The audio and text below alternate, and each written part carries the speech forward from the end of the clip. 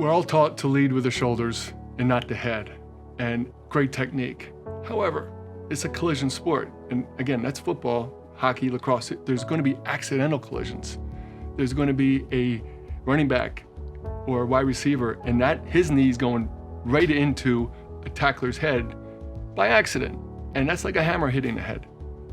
Really what drew me to SAFR is my passion that started when my son Shane was knocked unconscious on the field for 5 minutes in a high school game his senior year.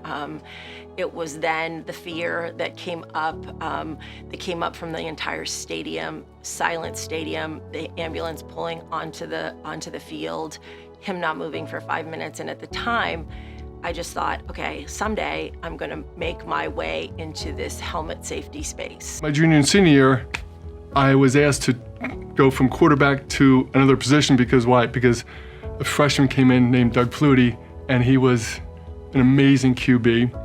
And I was clearly not gonna play my senior year. I didn't want that to happen. So I switched out defensive end.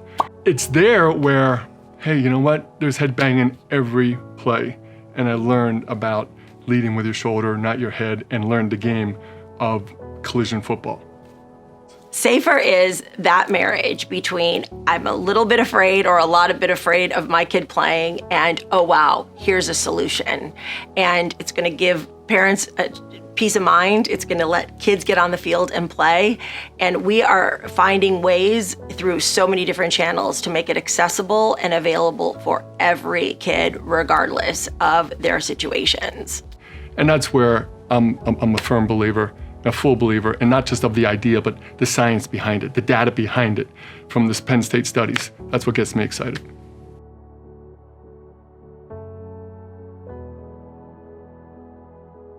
If you played football or you were impacted in your life by football, or you know some kids that would like to play and they just can't afford it, you're our hero.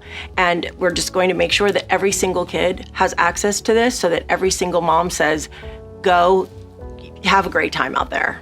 If I was a 5th or 6th or 7th, 8th grade kid and this was available, but the team couldn't afford it, I'm taking my lawnmower money and going buying one, period. And in high school, that's the part of the hero program where, and many of the high schools can't afford this, right? So, hey, let's get other ambassadors or former athletes that that school made a difference in their life, or that sport made a difference in their life, and give back. And that's where the exponential growth of a hero program will happen across the country, not just in the Philadelphia area.